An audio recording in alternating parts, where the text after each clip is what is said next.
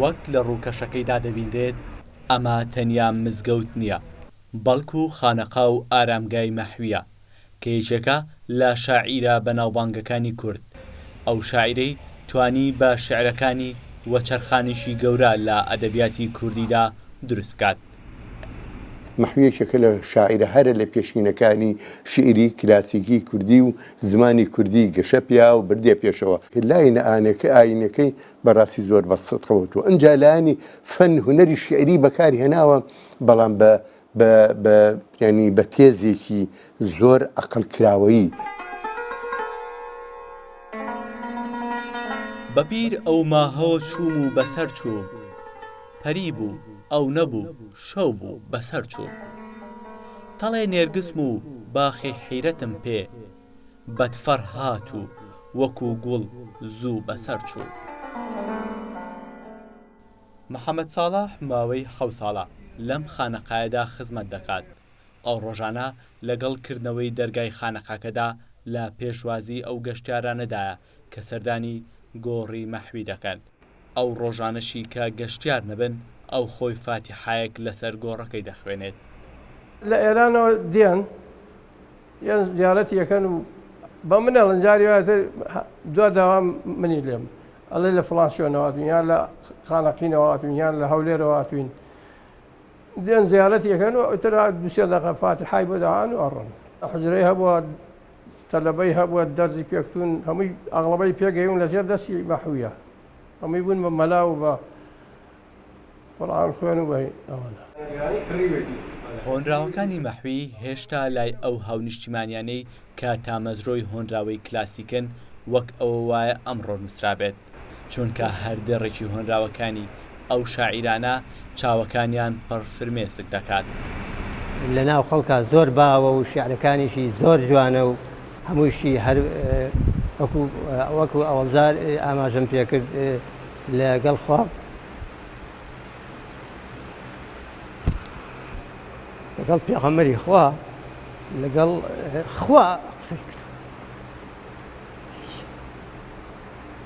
چی شعری فەرمووە هەر عارفن بالله بووە لەگەڵ خوای گەورە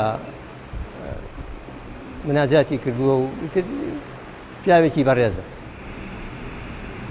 ئەوانەی قسە لەسەر مەحوی دەکەن لەگەڵ ئەوەی با شاعیرێکی گەورەی کورد زمان ناوی دەبەن هەمووان هاوڕان لەسەر ئەوەی مەزارەکەی هێندە فەرامۆش کراوە کە ڕەنگە بەشێکی کەم لە هاونیشتیمانیان بزانن ئارامگاکەی لەوێدایە. ئەویش بە پێچەوانی وڵاتانی دنیاوە کە ئارامگەی شاعیرە بەناوبانگەکان دەکرێتە مۆزەخانە و خەڵکی دەبێت بلیت ببڕن تاوەکو سەردانی بکەن.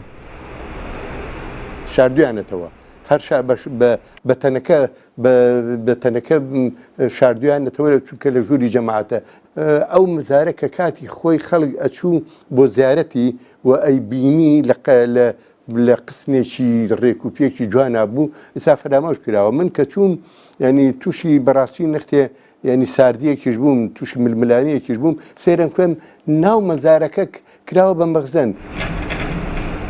کەس و کاری پێی خۆش نەگوتی مەحویان سجن کردووە. ئەتا ئەم پێشە خۆی نەوتیانەوە لەبەرەوەی کە خەڵک نوێژەکەەوە با ئەم حیمایی بە دەورە بێ ئەم مینەی بە دەورە خەڵک چاوی لێ نەبێ و وا جوانترەکە قەبرەکە داپۆشراوە بێ و دێشکە چاوی لە قەبرەکەی نەبێ.